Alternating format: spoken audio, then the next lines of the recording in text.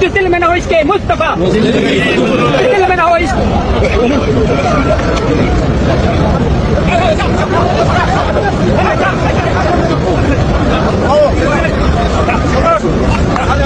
قریب تھا کہ اس مخلوق کے دو بہترین لوگ برباد ہو جاتے، جبکہ انجانے میں انہوں نے آپس میں گفتگو کرتے ہوئے رسول اللہ سے اپنی آواز کو بلند کر دیا صلی اللہ علیہ وسلم۔ اور وہ برباد ہو جانے والے لوگ اگر وہ برباد ہو جاتے، وہ کوئی عام لوگ نہیں تھے، وہ ابو بکر اور عمر تھے۔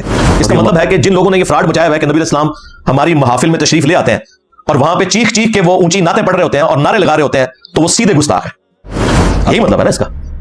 جن کو یہ گستاخ کہتے ہیں نا، سعودیوں کو، ان کے ادب کا لیول یہ ہے کہ جو لوگ وہاں کھڑے ہوتے ہیں نا، وہ اشاروں سے گفتگو کر کے چپ کرواتے ہیں، اور یہ لوگ اتنی بے شرمی کے ساتھ روزہ شریف کے سامنے بھی اونچی آواز میں نعتیں پڑھ رہے ہوتے ہیں۔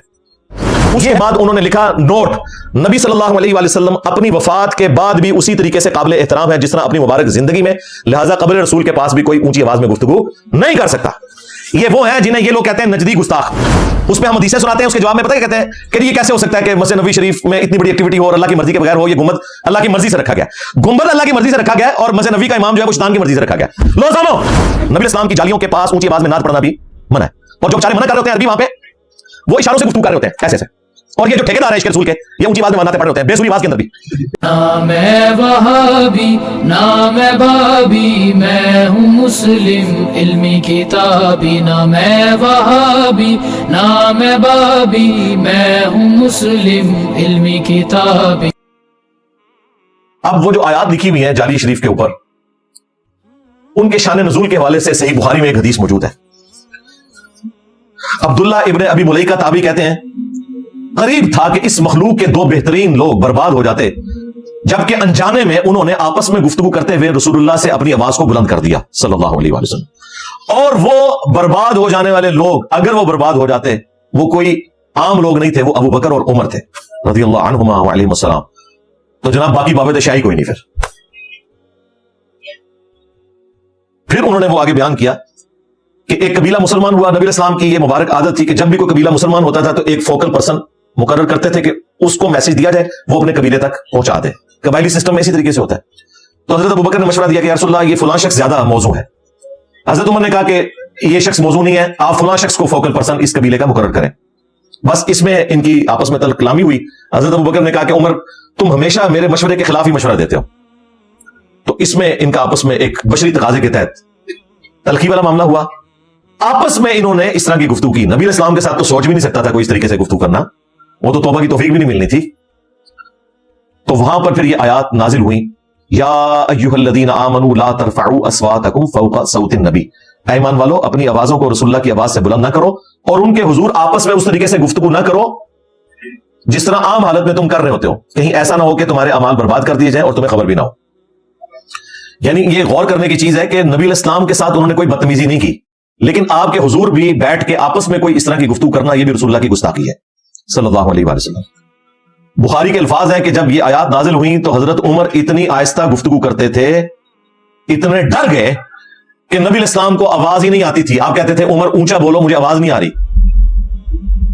یہ اس حدیث میں الفاظ موجود ہیں، اور اللہ تعالیٰ کو اپنے محبوب صلی اللہ علیہ وآلہ وسلم کے غلاموں کی یہ ادا اتنی پسند آئی کہ اگلی آیات نازل کی جو جالیوں کے پہلے والے پورشن پہ لکھی ہوئی ہیں، ان الذین یغضون اصواتهم عند رسول اللہ، بے شک وہ لوگ جو رسول اللہ کے حضور اپنی آوازوں کو پس رکھتے ہیں، یہی وہ لوگ ہیں جن کے دلوں کو اللہ نے تقوی کے لیے چن لیا ہے، ان کے لیے مغفرت اور اجر عظیم ہے۔ یعنی یہ گارنٹی مل گئی کہ تقوی کا ایک کرائٹیریا یہ ہے کہ نبی علیہ السلام کی موجودگی میں آپ نے اپنی آواز کو حضور سے اونچا نہیں ہونے دینا، نبی علیہ السلام کی موجودگی میں۔ اس کا مطلب ہے کہ جن لوگوں نے یہ فراڈ مچایا ہوا ہے کہ نبی علیہ السلام ہماری محافل میں تشریف لے آتے ہیں اور وہاں پہ چیخ چیخ کے وہ اونچی نعتیں پڑھ رہے ہوتے ہیں اور نعرے لگا رہے ہوتے ہیں، تو وہ سیدھے گستاخ ہیں۔ اللہ کے حضور ان کی توبہ بھی قبول نہیں ہونی۔ یہی مطلب ہے نا اس کا۔ جن کو یہ گستاخ کہتے ہیں نا، سعودیوں کو، ان کے ادب کا لیول یہ ہے کہ جو لوگ وہاں کھڑے ہوتے ہیں نا، وہ اشاروں سے گفتگو کر کے چپ کرواتے ہیں، اور یہ لوگ اتنی بے شرمی کے ساتھ روزہ شریف کے سامنے بھی اونچی آواز میں نعتیں پڑھ رہے ہوتے ہیں۔ یہ ہے اصل گستاخی۔ اور जिन्हें गुस्ताख समझते हैं उन्होंने फतवा दिया है। मुफ्ती आजम सऊदिया ने जो हज और उम्रे के ऊपर किताब लिखी है उसमें रोजा शरीफ की हाजिरी में ये सारी चीजें नकल की हैं कि आपने अस्सलामु अलैका या रसूल अल्लाह पढ़ना है, अस्सलामु अलैका या अबा बकर, अस्सलामु अलैका या उमर। जो ये कहते हैं ये जी अस्सलामु अलैका या रसूल अल्लाह को नहीं मानते। क्यों नहीं मानते भाई? हम नमाज में पढ़ते हैं, इससे कौन भाग सकता है? बुखारी मुस्लिम में हदीस है, जब तुम पढ़ोगे अस्सलामु अलैका अय्युहन नबिय्यु व रहमतुल्लाहि व बरकातुहू, अस्सलामु अलैना व अला इबादिल्लाहिस सालिहीन, तो जमीन और आसमान में हर नेक बंदे तक अल्लाह तुम्हारा सलाम पहुंचा देगा। हम नमाज में पढ़ रहे होते हैं अस्सलामु अलैका अय्युहन नबिय्यु, अस्सलामु अलैका या नबी अल्लाह या अस्सलामु अलैका अय्युहन नबिय्यु, एक ही चीज है। तो वो मुफ्ती आजम सऊदिया ने ये तरीका लिखा जो 4 किताबों में रिपोर्ट हुआ, अल मुवत्ता इमाम मालिक में, फदलुस सलाती अला नबी में, अल मुसन्नफ इब्न अबी शैबा में और सुनन कुबरा अल बैहकी में। अस्सलामु अलैका या रसूल अल्लाह, अस्सलामु अलैका या अबा बकर, अस्सलामु अलैका या उमर। उसके बाद उन्होंने लिखा नोट, नबी सल्लल्लाहु अलैहि वसल्लम अपनी वफात के बाद भी उसी तरीके से काबिल एहतराम है जिस तरह अपनी मुबारक जिंदगी में, लिहाजा कब्र रसूल के पास भी कोई ऊंची आवाज में गुफ्तगू नहीं कर सकता। ये वो है जिन्हें ये लोग कहते हैं नजदी गुस्ताख। और ना तो मैं कहते हैं कि मैं मदीने के कांटे चूम लूंगा, फूल चूम लूंगा, तो मस्जिद नबवी के इमाम को नहीं चूमूंगा। हाँ, कितने गया मेरा दिमाग? कहते हैं मदीने की गलियों से प्यार, कांटों से प्यार। जो नबी इस्लाम के मुसल्ले पे खड़ा हुआ है उसे कहते हैं गुस्ताख रसूल, उसके पीछे नमाज भी नहीं होती। कैसी 2 नंबरी है? यानी कांटों से प्यार, फूलों से प्यार, पत्थरों से प्यार। जो मुसलमान भाई है उससे कोई प्यार नहीं, और ऐसा भाई कि जो नबी इस्लाम के मुसल्ले के ऊपर खड़ा है। जब हम कहते हैं कि गुम्बद खजरा बाद में बनाया गया, ये एक बिदत थी जो 700 साल बाद ऑलमोस्ट जारी हुई।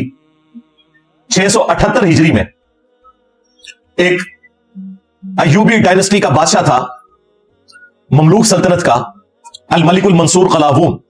678 हिजरी में, आज है 1446 हिजरी शुरू हो चुकी है, 7 मुहर्रमुल हराम है। नबी इस्लाम की वफात के ऑलमोस्ट समझ ले आप 725 साल के बाद एक काम हो रहा है और उसको इन्होंने दीन का हिस्सा बना दिया। उनसे पहले लोगों को नहीं पता था कि हमने ये कब्र रसूल के ऊपर गुम्बद रखना है। उस पे हम हदीसें सुनाते हैं, उसके जवाब में पता है कहते हैं कि ये कैसे हो सकता है कि मस्जिद नबी शरीफ में इतनी बड़ी एक्टिविटी हो और अल्लाह की मर्जी के बगैर हो। ये गुम्बद अल्लाह की मर्जी से रखा गया, गुम्बद अल्लाह की मर्जी से रखा गया, और मस्जिद नबी का इमाम जो है वो शैतान की मर्जी से रखा गया। लो सुनो, दसों केड़ी गल मननी जे। मस्जिद नबी के इमाम की बारी आए तो फिर आपको मिसालें देंगे कि वहां पे तो हज्जाज इब्न यूसुफ ने भी इमामत की है, वो तो यजीद भी हुक्मरान रहा है, वहां तो मरवान भी रहा है, वहां ये मिसालें देंगे। और जब हम गुम्बद की बात करें, ये कहते हैं कैसे हो सकता है कि अल्लाह की मर्जी के बगैर हो जाए सब कुछ। और भाई हो सकता है, दुनिया को अल्लाह ने बकदर एफर्ट छोड़ा हुआ है। अगर अल्लाह ताला इंटरवीन करता तो वाकया हर्रा ना होता, और यजीद पलीद की फौजों ने जो कुछ मस्जिद नबी के साथ किया ये कुछ ना होता, करबला भी ना होती। दुनिया को अल्लाह ने बकदर एफर्ट छोड़ा हुआ है। वो एक ही दफा हिफाजत हुई है अबरा के लश्कर से खाना काबा शरीफ की, उसके बाद मुस्लिम शरीफ उठाए, खाना काबा शरीफ के ऊपर मिंजनीक से बमबारी की है यजीद की फौजों ने। एक दीवार डैमेज हुई, गिलाफ काबा जल गया। उसके बाद हज्जाज इब्न यूसुफ ने किया, इब्न जुबैर को शहीद कर दिया, उनकी लाश टांग दी। ये मुस्लिम शरीफ में है, मौलाना शरीफ में नहीं है। लेकिन अल्लाह ने कोई इंटरवीन नहीं किया। दुनिया बकदर एफर्ट है। लिहाजा जब हम तुमसे कहते हैं ना तुम्हारे बाबे जो हैं ये हिरवन और चर्च क्यों नहीं अपने मज़ारात की रोकते और बदकारी का अड्डा जो बने हुए हैं, तो हमें यह ना कहा करो कि काबे में भी क्रेन गिरी थी। हाँ, काबे की गारंटी अल्लाह ने कोई नहीं ली हुई है, लेकिन तुम्हारे बुजुर्गों ने दुनिया का निजाम चलाने की गारंटी ली हुई है। तो बुजुर्गों से पूछेंगे जब उनके मज़ारात के ऊपर ये गलत काम होंगे, उन्हीं से पूछना है। जब बुजुर्ग वैसे भी चाह जाते हैं, ये हमारी मजबूरी है क्योंकि इन्होंने ही सारा बेड़ा गर्क किया है। नहीं नबी सा है ही कोई नहीं, तेरे बाबे थे शायद कोई नहीं, बाबे नहीं मैं छड़ने बिल्कुल। देखिए आहिस्ता आहिस्ता आहिस्ता आहिस्ता कहां तक हम अपने स्टूडेंट्स को ले आए हैं। एक वो जमाना था कि आहिस्ता आहिस्ता हमने चीज शुरू की, बुजुर्ग तरह हाथ होला रखो, नहीं नहीं वो भी ठीक होंगे। और देखो मीम्स बन रही हैं नदियां, सानू पहले दिन पता है इन्होंने कम पाया, लेकिन आपको यहां तक लाने के लिए इतना टाइम हमें रिक्वायर्ड था। हमें तो पहले दिन से पता था बनु उमैया ने इस उम्मत के साथ क्या किया, लेकिन आपको स्टेप वाइज लेके आए। पहले एक्सेप्टेंस दी है अहलुल बैत की, फिर आहिस्ता आहिस्ता आपको बताया कि यजीद तो वैसे ही बदनाम हो गया, पीछे से काम खराब हुआ है, और देखे वहां तक ले आए, खोरा काट लिया, कितों निकले सारा काम। लेकिन ये स्टेप वाइज होता है, एकदम नहीं चीजें हजम होती। शराब भी तो 4 स्टेजेस में हराम हुई है ना, पहले दिन हो जाती तो लोगों ने किधर छोड़नी थी, आहिस्ता आहिस्ता बात समझ आती है। तो मस्जिद नबी शरीफ के इमाम से नफरत, कांटों से प्यार, फूलों से प्यार, पत्थरों से प्यार, ये इनका डबल क्राइटेरिया। हालांकि सऊदी मुफ्ती का फतवा यह है कि नबी इस्लाम की कब्र मुबारक के पास आवाज बुलंद करना वैसा ही जुर्म है जैसा आपकी मुबारक जिंदगी में आपकी सोबत के दौरान आवाज बुलंद करना। इससे तो ज्यादा कोई एहतराम के अल्फाज नहीं कहे जा सकते थे। हाँ, रोजा शरीफ के बिल्कुल पास नबी इस्लाम की वफात के बाद भी आवाज बुलंद करना ये बिल्कुल गुस्ताखी है, और ये फतवा खुद मुफ्ती आजम सऊदिया ने दिया है। और उस हवाले से मैंने सूरतुल हुजरात की जो आयत है और बुखारी शरीफ में उसका शान नुज़ूल वो आपको पहले बयान कर दिया। अब मैं मुसलमानों से एक सवाल करूंगा کہ سورۃ الحجرات میں ہے کہ نبی الاسلام کی آواز سے بھی کسی نے آواز بلند کی تو اس کے اعمال اکارت ہو جائیں گے. اور بخاری شریف میں آیا کہ یہ اسپیسیفکلی حضرت ابوبکر عمر کے بارے میں نازل ہوئی جبکہ انہوں نے نبی الاسلام سے کوئی بدتمیزی نہیں کی, آپس میں تلخ کلامی کی وجہ سے نبی الاسلام کی مجلس میں ان کی آواز بلند ہوئی. اگر کوئی شخص نبی الاسلام کی موجودگی میں آپس میں بات کرتے ہوئے اتنا اونچا بولے کہ نبی الاسلام کی آواز سے اس کی آواز بلند ہو جائے, حضور سے بات کرتے ہوئے نہیں, آپس میں, اس کے اعمال تو ہو جائیں برباد. اور جو شخص صحیح الاسناد حدیث کی موجودگی میں کسی بابے کی تعلیمات کو اوپر کرے وہ تو مارا گیا, کیونکہ یہ اس سے بڑی گستاخی ہے. نبی الاسلام کی موجودگی میں اونچا بولنا یہ کم گستاخی ہے, نبی الاسلام کے فرمان سے کسی کے فرمان کو اونچا کر دینا یہ اس سے بڑی گستاخی ہے. تو اب مجھے بتائیں کہ بڑے گستاخ کون ہوئے؟ وہ لوگ کہ جنہیں ہم قرآن کی آیت پیش کریں ایاک نعبد و ایاک نستعین اور وہ آگے سے پڑھیں سن فریاد پیران دیا پیرا, ہاں میری فریاد سنی کن تار کے ہوں, بیڑا میرا وچ کپڑا دے جتھے مچ بھی نہ بہندے ڈردے ہوں, تھوڑا بیڑا میں ڈوب دیتا. ہم آیت پڑھیں یہ بابوں کے شعر سنائیں, ہم احادیث پڑھیں یہ بزرگوں کے اقوال سنائیں. تو یہ ان سے بڑے گستاخ ہیں جو نبی الاسلام کی قبر مبارک کے پاس آواز بلند کرنے والے ہیں. اور وہاں پہ بھی یہی لوگ آپ کو نظر آئیں گے اونچی آواز میں نعتیں پڑھتے ہوئے. نبی الاسلام کی جالیوں کے پاس اونچی آواز میں نعت پڑھنا بھی منع ہے. اور جو بیچارے منع کر رہے ہوتے ہیں عربی وہاں پہ وہ اشاروں سے گفتگو کر رہے ہوتے ہیں ایسے ایسے. اور یہ جو ٹھیکیدار ہیں عشق رسول کے یہ اونچی آواز میں نعتیں پڑھ رہے ہوتے ہیں بے سری آواز کے اندر بھی, تو کی کوئی نہیں بنتا, بس سلام عرض کریں السلام علیکہ یا رسول اللہ, السلام علیکہ یا ابا بکر, السلام علیکہ یا عمر, اور نکل جائیں, باقی لوگوں کو موقع دیں. سنن نبی داؤد میں حدیث ہے میری قبر پہ میلہ نہ لگانا, تم دنیا کے کسی بھی حصے میں درود پڑھو گے اللہ تمہارا درود مجھ تک پہنچا دے گا. اللہم صلی علی محمد وعلی آل محمد. درود شریف ہمارا پہنچ رہا ہے. نبی الاسلام نے درود شریف پڑھنے کے لیے بھی وہاں میلہ لگانے سے منع کیا ہے. درود شریف پڑھیں نکل جائیں, سلام عرض کریں آگے نکل جائیں, باقیوں کو موقع دیں. تو نبی الاسلام کی حدیث سے اپنے بابوں کی تعلیمات کو اوپر کرنا یہ وہ گستاخی ہے جس کے مرتکب یہ خود سو کالڈ عاشقان رسول ہو رہے ہیں. اور جب ہم انہیں سمجھاتے ہیں تو آگے سے ہمیں کہتے ہیں جی بزرگوں کو یہ حدیثیں نہیں پتا تھی, اور نہیں پتا تھی. لو سامو یہاں بھی ہم نے ایک سٹیپ آگے کر دیا کہ نہیں پتا تھا یار ان کو. کل میں جواد نقوی صاحب یہ ایک پوڈ کاسٹ دیکھ رہا تھا ہمارے دوست حافظ احمد صاحب کے ساتھ, تو وہ کہہ رہے تھے جو بھی ذاکر آتا ہے نا شیعہ کے مجالس کے اندر تو شیعہ کا کام ہے کہ اسے ممبر پہ چڑھنے سے پہلے نا قرآن دیں اور اسے کہیں کہ یہ فلاں صفحے سے اسے صرف تلاوت کر کے بتا دیں, ترجمہ تو چھوڑ دیں.